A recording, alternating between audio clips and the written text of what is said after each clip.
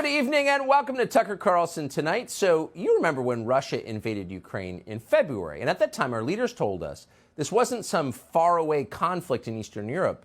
This was our war. No military should ever be allowed to invade a sovereign nation, they told us. Iraq and Afghanistan obviously not included in that rule. The invasion of Ukraine could not stand because it was a matter of first principles. But more than that, it was a world historic moral battle that we were obligated to join. It was very clear Vladimir Putin was pure evil. He was Hitler reborn. The Ukrainian President Zelensky was his mirror image. He was saint-like, self-denying, brave, honest, very handsome. And Zelensky was fighting for the very same ideals that our country was founded on.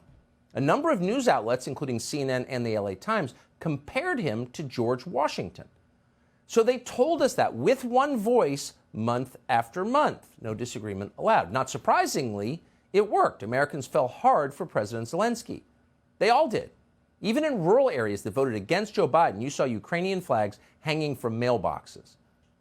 To many people, it felt like World War II again, the good war, a battle against tyranny abroad for the sake of freedom and democracy at home. Well, the better part of a year later, it's getting harder and harder to believe any of this. Whatever you think of the war in Ukraine, it is pretty clear that Zelensky has no interest in freedom and democracy. In fact, Zelensky is far closer to Lenin than to George Washington. He is a dictator.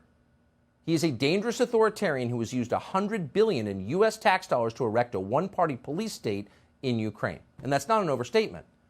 Over the past year, Zelensky has banned opposition parties. He shut down critical media by force. He's arrested his political opponents. He has sent soldiers into churches.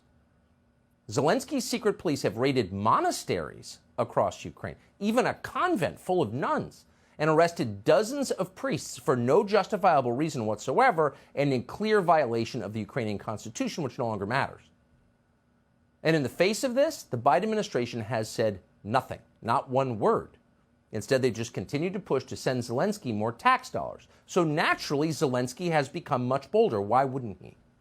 Last week, he announced his plan to ban an entire religion, the Ukrainian Orthodox Church, and to seize its property, all for being insufficiently loyal to his regime. And he said it out loud. Watch this. We have to create such conditions when any people dependent on the country aggressor won't be able to manipulate Ukrainians and weaken Ukraine from within. First, the National Security and Defense Council instructed the government to submit to the Verkhovna Rada, a draft law on making it impossible for religious organizations affiliated with centers of influence in the Russian Federation to operate in Ukraine. A free country does not ban a major religion just because it's not fully on board with the political program of the people running the country.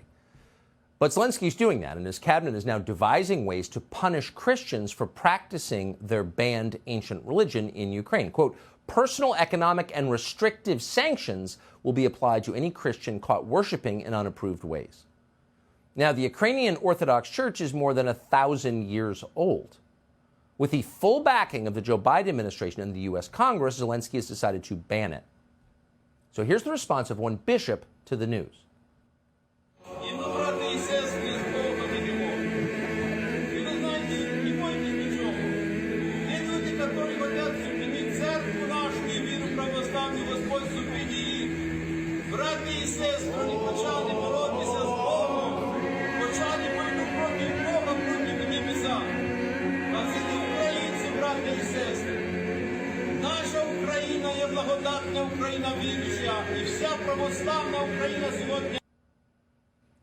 You're not allowed to send soldiers into churches. You're not allowed to arrest dozens of priests because they refuse to bow before you. You're not allowed to ban whole religions.